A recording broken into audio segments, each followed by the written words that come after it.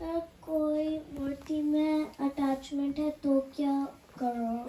तो क्या मूर्ति में अटैचमेंट है किसी तो कैसे?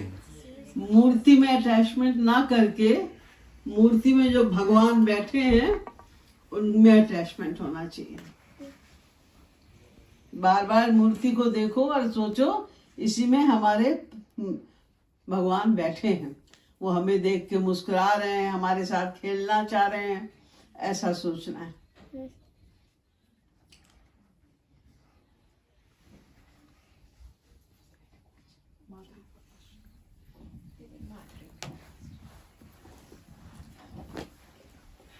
Didi, when we find ourselves not doing sadhana and not doing Guru Bhajan, and we begin to feel bad about ourselves, we think, I'm a sinner, I'm this, I'm that.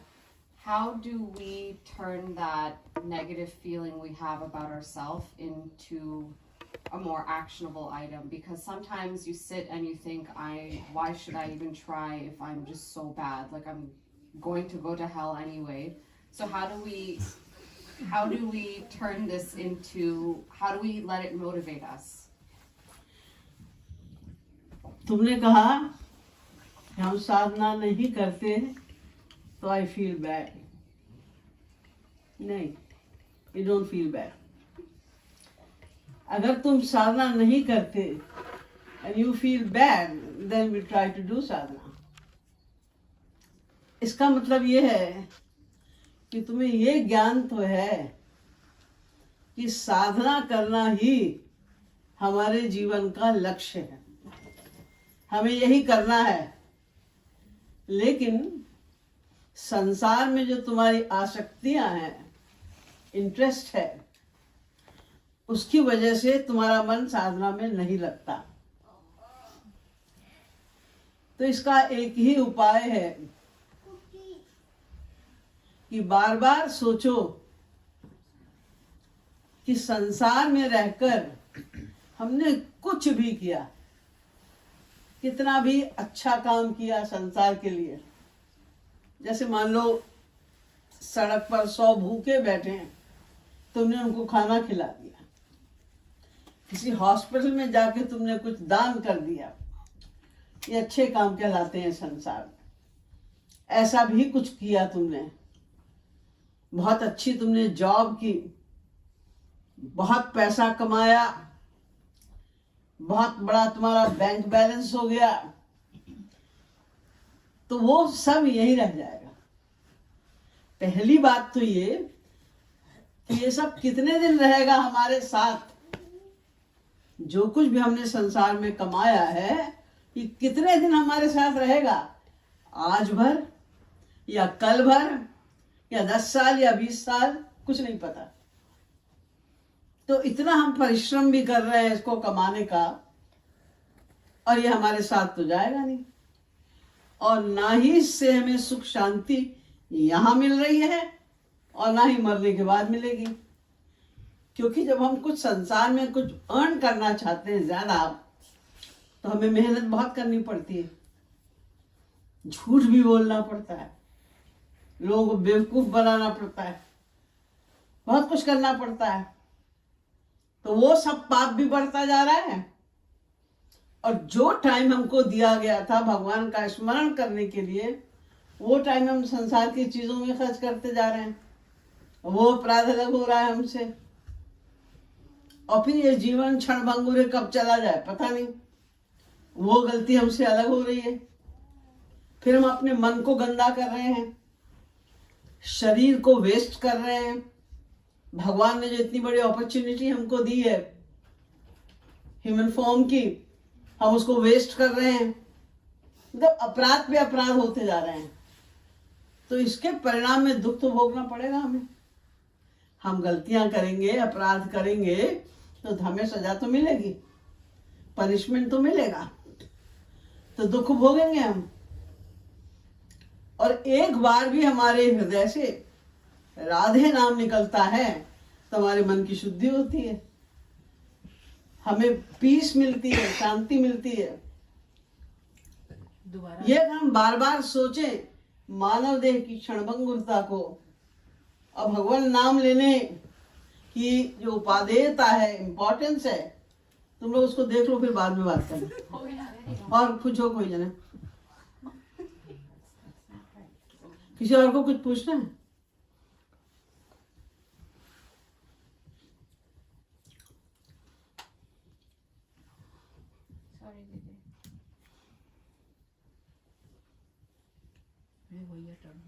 दीदी, एक प्रश्न है कि इस जीवन में हैं? भैया आगे आ जाओ भैया, माइक ले लो। कोई बहुत अच्छा साधक है, बहुत मन लगा के साधना करता है और जीवन भी बहुत साधारण है और अचानक बहुत ही बड़ी प्रॉब्लम, मटेरियलिस्टिक हो, सांसारिक कोई प्रॉब्लम्स बहुत सारी आ जाती हैं, तो इसको कैसे रिकंसाइल करेंगे कि पिछले जन्मों का तो होगा ही, बट हाउ डू वी। बहुत अच्छी साधना करता और क्या है, बहुत अच्छा जीवन बिताया है हरि गुरु की सेवा में, और कुछ और अचानक एकदम यंग एज में बहुत सारी प्रॉब्लम्स आनी शुरू हो जाती हैं। ये बात बहुत बार बताई जा चुकी है कि हमें एक अच्छे साधक को हर चीज में भगवत कृपा माननी चाहिए। सुख में भी राधे राधे, दुख में भी राधे।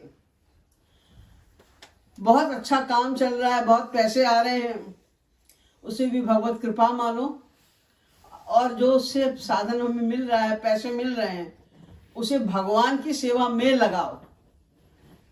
कमाते जा रहे हो और बोल रहे हो भगवान की बड़ी कृपा है हमारे ऊपर, हमें तो खूब पैसा मिल रहा है, और संसार में खर्च करते जा रहे हो, तो ये बकवास है कि भगवान की बड़ी कृपा है। तो मानते ही नहीं इस बात को। अगर मानते हो तो उनकी कृपा से जो मिल रहा है वो उनको ऊपर ही खर्च करो, तभी तुम्हारा लाभ होगा।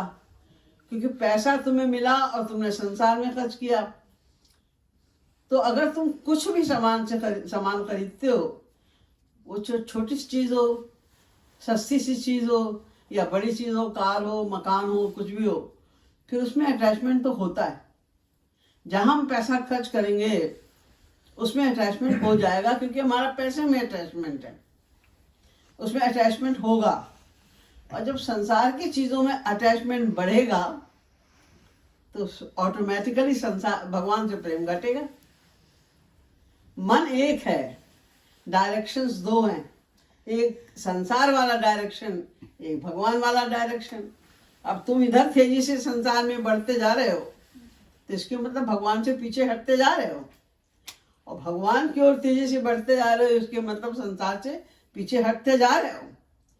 अब परिणाम तुम्हें पता है कि संसार में लगे रहने पे क्या मिलेगा और भगवान की तरफ लगे रहने से क्या मिलेगा, ये तुम्हें पता है ऑलरेडी।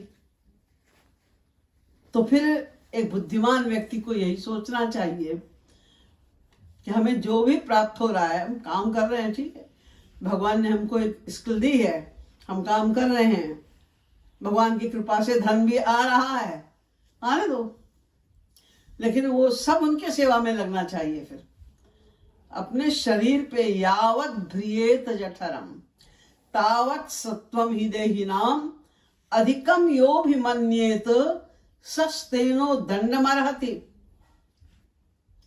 ये हमारे वेद कह रहे हैं कि जितने से यावत ध्रियेत जठरम, जितने से पेट भर जाए, ये पेट वासना का पेट नहीं, हमारा ये उधर, हमें जरूरी है खाना, एनर्जी के लिए खाना खाना आवश्यक है, तो जितने से पेट भर जाए तावत सत्वम ही देहिनाम, उतना ही हमें रखना है।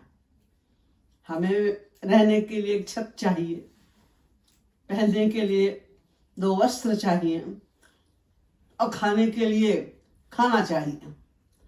तो जो हमारी आवश्यकताएं हैं, जिसके बिना रहना ही मुश्किल है, उसके अलावा हम जो भी खर्च करते हैं, जोड़ जोड़ के रखते हैं, ऐसा करने वाला स्तेनो मतलब चोर है, और दंड मरहती, उसे दंड मिलेगा, जाएगा ना रखो, भोगेगा वहां पर। ये तत्व ज्ञान हमेशा रखना चाहिए। और उसके साथ में काम करो। संसार का जो भी प्राप्त हो रहा है उनकी कृपा से, उनका ही है सब। जब हमारा ये संकल्प है कि हमने अपने आप को सौंप दिया गुरु के हाथ में, भगवान के हाथ में, हमने सरेंडर किया है, तो हमारे हम ही नहीं है, तो कोई भी चीज जो हमारे पास आ रही है हमारी कहाँ से हो गई वो? उसे हम क्यों जोड़ जोड़ के रखते जा रहे हैं? जोरी जोरी भल धरहु करोरन, अंत कफन संग पाएगा। और 2.5 गज कपड़े में ही जाना पड़ेगा, वो भी शरीर का, वो भी जल के यही रह जाएगा।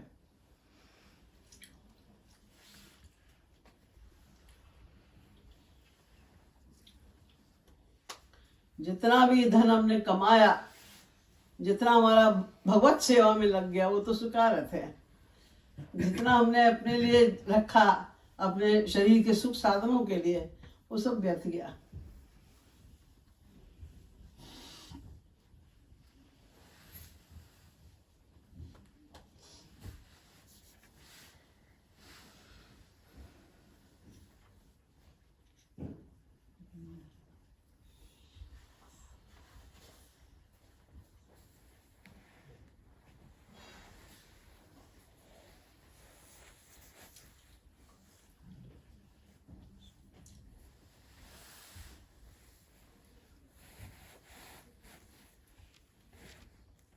कुछ और किसी को पूछ दीदी, वैसे तो महाराज जी की फिलॉसफी, महाराज जी बहुत सारी चीजें बताते हैं, श्वास श्वास से राधे राधे करो, किसी में दोष बुद्धि ना रखो, बहुत सारा महाराज जी ने सिंपल भी तत्व ज्ञान दिया।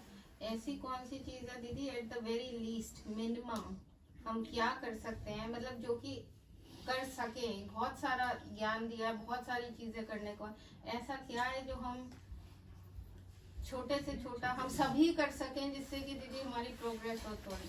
देखो, 2 चीजें हैं हम लोगों के लिए। ये आप सब जानते हैं कि हमें भक्ति प्राप्त करनी है, और ये जो भक्ति है, इसके पहले हमें एक भक्ति करनी पड़ती है। भक्ति को पाने के लिए जिसे साधना कहते हैं, साधना भक्ति। साधना भक्ति का मतलब क्या है? श्रवण, कीर्तन और चिंतन, मनन, 3 चीजें।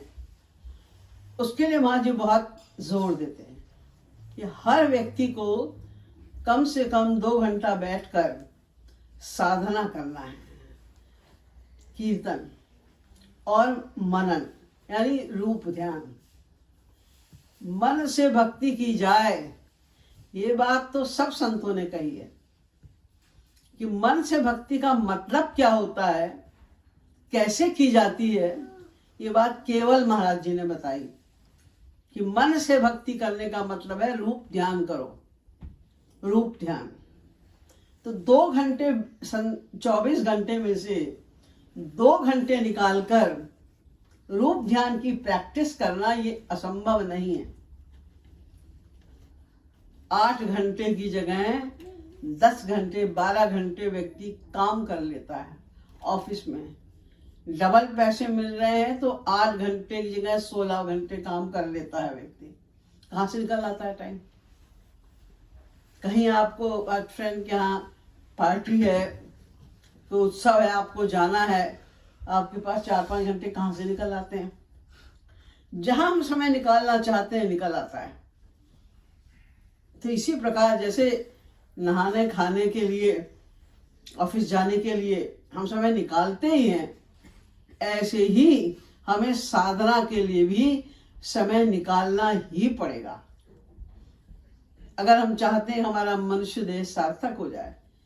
अगर कुत्ते बिल्ली गधों की तरह जीना है, खाया पिया सो गए, फिर तो कोई चिंता की बात नहीं है। नरक भोग लेंगे, भोगते आए फिर भोग लेंगे नरक। लेकिन अगर ये समझ में आ गया है कि मानव देह में बहुत कुछ हमें मिल सकता है, जो हमारा अंतिम एम है आनंद की प्राप्ति, भगवान की प्राप्ति, वो हमें मिल सकती है इसी मानव देह में। जब ये समझ में आ गया है तो 2 घंटे निकालना बड़ी भारी बात तो नहीं है। कोई निकालना चाहे तो निकाल सकता है। और दूसरी बात, जो कर्म योग की है कि तुम्हें काम भी तो करने हैं घर के या ऑफिस के, तो हर समय हरि गुरु की उपस्थिति को फील करो, वो हमारे साथ हैं। ये प्रैक्टिस करनी पड़ेगी, ये इम्पॉसिबल नहीं है।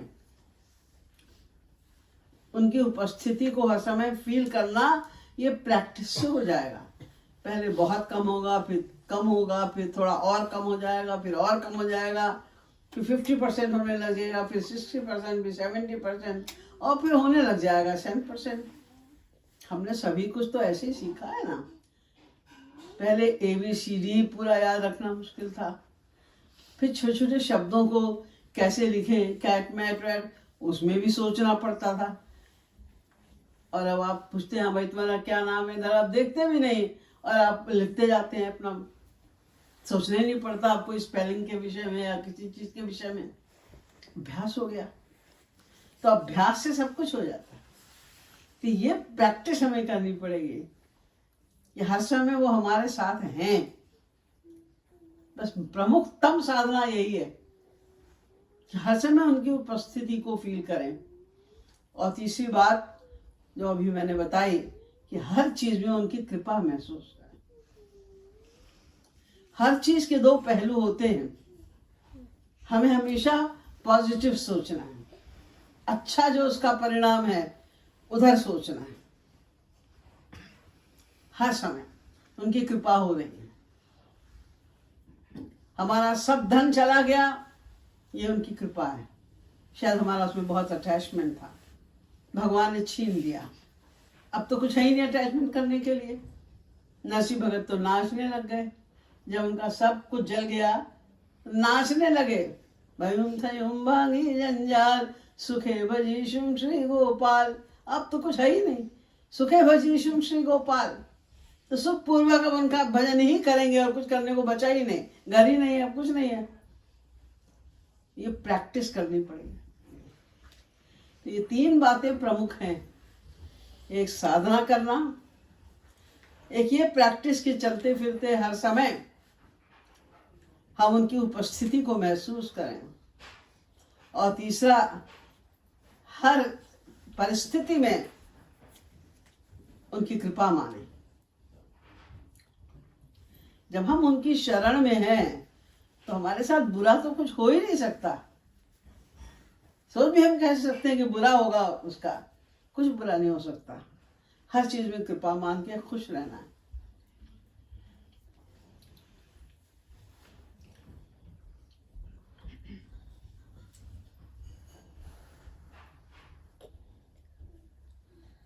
और कुछ दीदी क्वेश्चन और है दीदी। महाराज जी साक्षात रूप में तो थोड़ा इसका वॉल्यूम बढ़ा, पास से ऑन ही है नहीं? पास से हाँ दीदी, महाराज जी साक्षात रूप में तो हमारे साथ है नहीं, और महाराज जी ने ये भी बोला है कि गुरु को जीवित गुरु होना चाहिए। महाराज जी ये भी कहते हैं कि मैं अपने शरणापन्न जीव को छोड़ के कहीं नहीं जाता, मैं कहीं भी नहीं गया हूँ। तो ये भी है कि जीवित गुरु होना चाहिए, ये भी है कि महाराज जी हमको छोड़ के कहीं नहीं गए हैं, तो लेकिन हमें दिखते नहीं हैं। तो दीदी ये तो थोड़ा सा कॉन्ट्रडिक्ट। तुम्हारे गुरु तो जीवित ही हैं। तुमने जीवित महाराज जी को बनाया था कि उनके जाने के बाद उनको गुरु बनाया था? तो जो दीदी नए लोग एसोसिएट होते हैं दीदी, जो लोग महाराज जी से नए एसोसिएट होते हैं, जो कि जिन्होंने महाराज जी का दर्शन नहीं किया, उनके लिए दीदी देखो, वो भी महाराज जी के जीवन काल में आए हैं और महाराज जी का वीडियो देख रहे हैं, समझ रहे हैं सब बातें। तो अगर वो महाराज जी की फिलॉसफी को सुन के और उसका पालन करते हैं, उस पर चलते हैं, तो महाराज जी उन पर भी कृपा करेंगे, उनका भी योगक्षेम वहन करेंगे। क्योंकि वो उनके जीवन काल में ही महाराज जी के संपर्क में आ गए हैं। उन्हें पता है ये किसका वीडियो है, किसकी फोटो है। अब ये बात सूर मीरा कभी तुलसी के लिए नहीं बन सकती, जो बात महाराज जी के लिए बन जाएगी।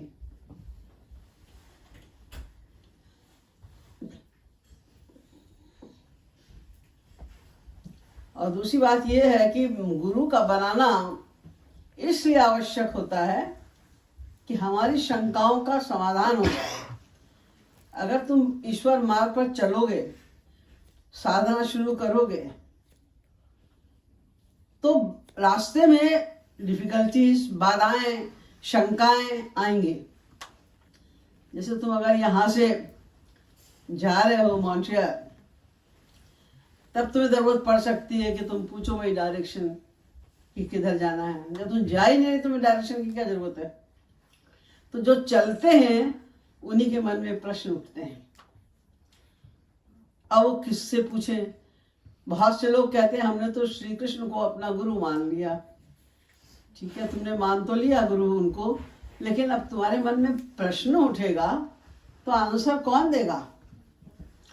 वो लोग कहते हैं जब हम प्रश्न करते हैं तो हमें अपने मन में आंसर मिल जाता है। अरे मन तो तुम्हारा है, माइक है, तो तुम जो प्रश्न करोगे अपने फेवर के में, उसका आंसर तुम मान लोगे। तुम्हें क्या पता? अब मान लो कभी भगवान आंसर देते भी हैं, तो तुम्हें कैसे पता चलेगा कि ये भगवान का आंसर है और ये हमारे मन का आंसर है? नहीं पता चल सकता। लेकिन महाराज जी के क्योंकि सभी प्रश्नोत्तरी भी है, फिलॉसफी उनके मुंह से हम सुन रहे हैं, इसलिए हमको पता है कि उत्तर क्या है इसका। और फिर उनके प्रचारक हैं, वो देते हैं उसका सही उत्तर। तो अनेक साधन हैं उनके ऊपर कृपा के। तो अभी तो इस जीवन काल में तो जो लोग महाराज जी के संपर्क में आए हैं, बाद में या पहले, उनको तो सब लाभ मिलेगा, बाद में नहीं मिल पाएगा।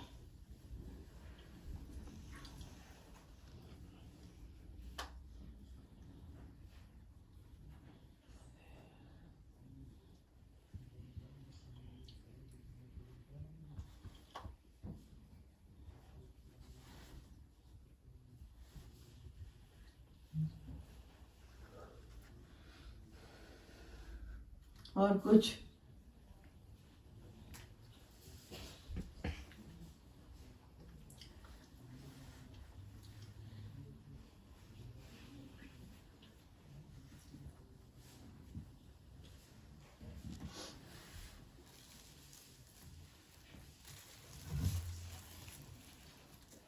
देना किताब।